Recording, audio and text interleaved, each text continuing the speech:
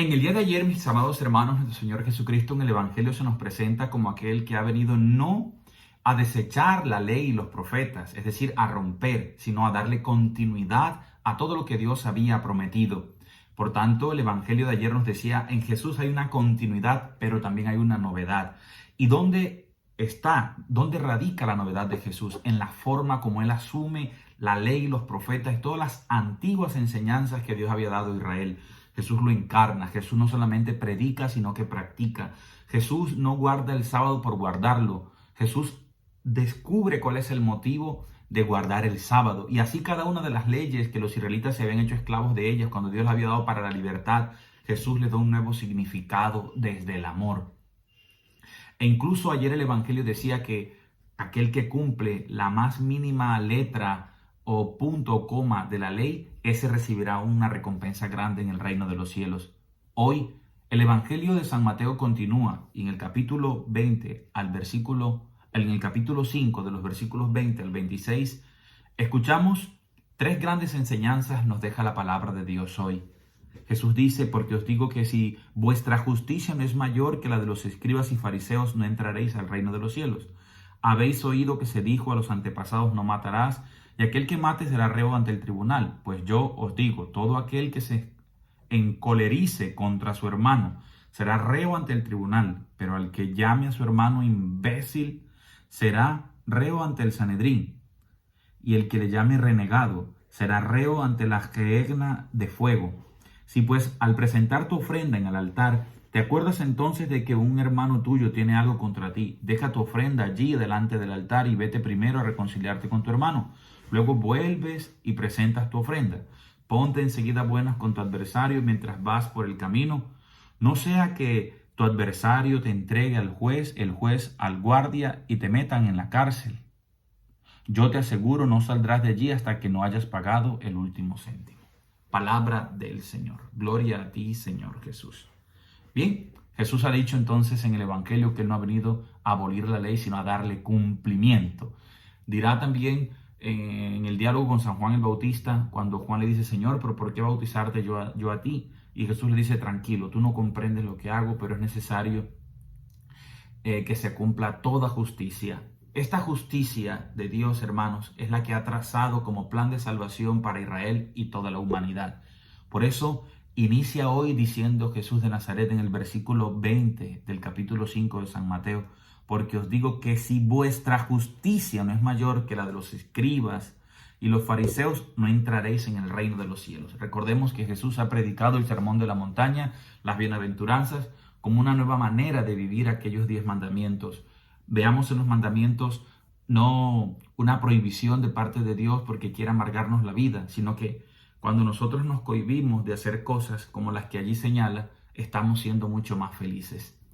Ahora Jesús nos está diciendo, si ustedes son mis discípulos, tienen que imitar mi conducta porque yo he cumplido la justicia del Padre Celestial, he encarnado sus mandamientos a través del amor. Entonces, si son discípulos del reino de los cielos, si son discípulos míos, vivan esta justicia. ¿Cuál justicia? Ajustense a la voluntad de Dios, vivan amando a Dios con todo su corazón, con toda su fuerza, con todo su ser, con toda su mente, con toda su alma y a su prójimo como a sí mismo. He allí la justicia que debemos vivir nosotros. Ahora, esta justicia se va haciendo específica y Jesús apunta hoy en 3 direcciones cómo debemos vivir la justicia del reino de Dios. Primero, la justicia ante los 10 mandamientos. Dice de los versículos 20 al 22 que Jesús está en el fondo señalando aquel mandamiento que desde Éxodo 20:13 dice no matarás. Es un mandamiento. Ahora Jesús añade algo más. No es suficiente no matarás.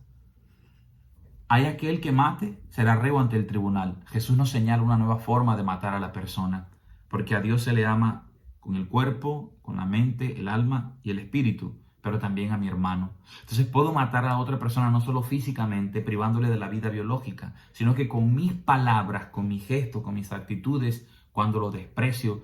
Y Jesús usa una palabra fuerte, dice quien lo llame renegado o imbécil, o sea, quien le llame tarado, idiota, retardado mental. ¿Cuántas veces nosotros no medimos el alcance de nuestras palabras y desconocemos el poder que ellas tienen? Hay que cuidar la palabra, hermanos, porque la palabra es bendita y sagrada, y la palabra tiene mucha fuerza, y con ella damos vida o engendramos muerte. Qué bonito empezar el día y escuchar que tu esposo, que tu novio, que tu pareja, que tu hijo, que tu hermano, que tu madre, que tu amigo te pone un mensaje bonito, lleno de entusiasmo, lleno de fortaleza. Te dice, tú eres un ser maravilloso, gracias por estar en mi vida, te deseo que hoy sea un día estupendo, que todo te salga bien. Que todo te salga bien, que hoy todo prospere para ti. Es el poder de la palabra que Jesús nos está diciendo. Cuidado con lo que hablan, cuidado cómo se expresan hacia los demás. Tienes la misión de cuidar lo que hablas, porque esas palabras se convierten en acciones y las acciones se convierten luego en el destino de nuestra existencia. Esta es la primera enseñanza. Jesús nos está llamando a descubrir que matamos no solamente de manera física, sino que podemos matar, herir a una persona con la forma como nosotros nos expresamos. Hay que cuidar al otro integralmente, porque la otra persona es frágil. Yo me alegro cuando recibo unas palabras bonitas, sinceras, y me pongo triste cuando me maltratan. Eso nos pasa a todos. La segunda enseñanza, Jesús nos está llamando no solo a estar delante de la ley, de aquel mandamiento que nos recuerda la alianza de Dios con los hombres, que es un pacto de amor y de vida. No mates, o sea, cuida también tu boca, no mates ni con tu pensamiento, ni con tus palabras, y mucho menos con tus acciones. Ahora, en una segunda enseñanza, Jesús nos dice, cuando vayas a presentar tu ofrenda en el altar delante de Dios, cuando subas al templo a orar, sería una ley ritual. Si aquella es la ley de los mandamientos, esta es la ley de los ritos, de las ofrendas, una ley religiosa, de culto a Dios. Si vas al templo a llevar tu ofrenda, le está diciendo Jesús a los hombres de su momento, y te acuerdas que alguien tiene algo contra ti, ve primero a ponerte a buenas con tu prójimo, con tu hermano, reconcíliate con tu hermano, deja tu ofrenda en el altar y luego regresa y tu ofrenda será aceptada. Esto me hace acordar un canto que hacemos en la iglesia que dice, ¿cómo puedo yo orar disgustado con mi hermano? Dios no escucha la oración, sino me he reconciliado. Y esto nos está diciendo, hermanos, algo muy importante, que la ofrenda que presentamos a Dios en el altar, cuando vamos a Eucaristía, cuando participamos de un sacramento, cuando hacemos nuestras oraciones, nos está invitando al tiempo que oramos a estar a buenas, a llevar una vida sana, a llevar una vida en paz con el marido, con la mujer, con los hijos, con los vecinos, con los compañeros de trabajo, con todas las personas. Exige estar en paz con el otro, con el hermano. Ve y reconcíliate, o sea, vuelve a conciliarte reconcíliate, vuelve a conciliar, lleva una vida en paz, shalom, se dice paz en hebreo, y esté en una vida plena, íntegra, que no te haga falta nada, porque la palabra shalom expresa lo que está completo, la relación con Dios, con tu prójimo, con la naturaleza, el mundo físico creado y contigo mismo. Y esta es la segunda enseñanza de Jesús. Tu oración no puede ir por un lado y tu vida como ser humano por el otro. O sea, a Dios rogando y con el mazo dando. El que reza y peca empata, ¿no? Mientras más oramos, más amor damos a los demás. Mientras más rosario rezamos, entonces más perdón damos a los demás. No podemos separar el culto a Dios de la manera como tratamos a los demás. Por eso insisto que la oración que más le agrada a Dios es el amor y la forma como tratamos al prójimo. Esa es una oración verdadera. Una iglesia, hermanos, que da mucho culto a Dios, que celebramos mucha Eucaristía, hacemos mucho rosario, mucha exposición del Santísimo, y luego salimos del templo a pelear con los demás, a hacer daño al prójimo, a destruir, y somos indiferentes ante el que sufre, ante el que reclama la injusticia, que está reclamando por la situación que está viviendo, y nos hacemos los de oídos sordos, que no escuchamos, somos indiferentes. No estamos siendo esos auténticos discípulos de Jesús. Nos estamos pareciendo a los fariseos y a los escribas, mientras que el publicano, que era un pecador, que dejó el pecado y se arrepintió, su vida empezó a ser distinta. La tercera enseñanza que Jesús nos deja está inspirado en la sabiduría humana, en la sabiduría popular. Es una ley civil, es una manera de lo que diríamos hoy la convivencia ciudadana.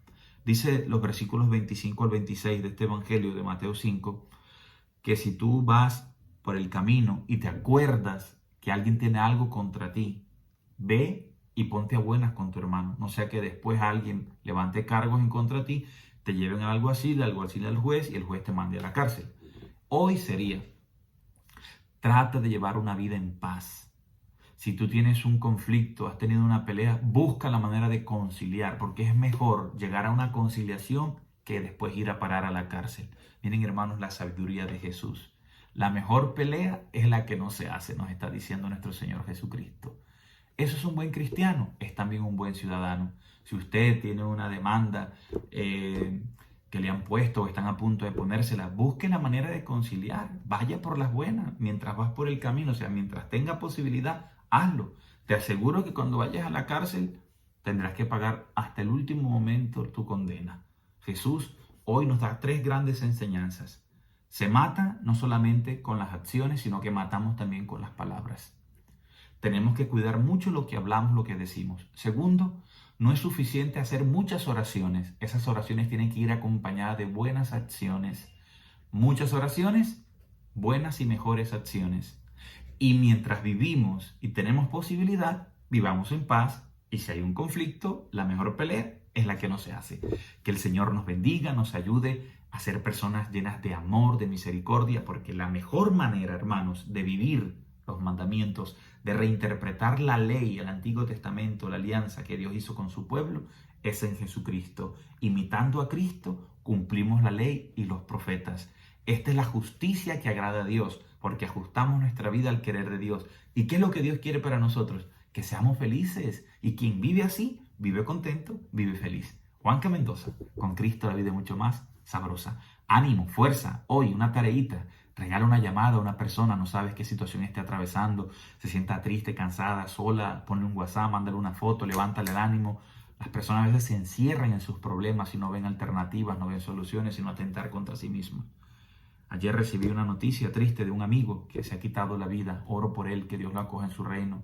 Pero me hace pensar cuántas veces no hemos estado atentos ante el clamor, ante esa persona que está mandando una señal de alarma, de alerta, y no nos damos cuenta, a veces por estar tan pegados al celular, por estar distraídos en cosas vanas, desatendemos a lo más importante, las personas, los seres humanos. Todo lo demás es pasajero, pero la persona debemos cuidarla y protegerla, porque es imagen de Dios y Dios la ha creado para vivir con Él para siempre. Chao, chao. Juanca Mendoza, con Cristo la vida es mucho más sabrosa.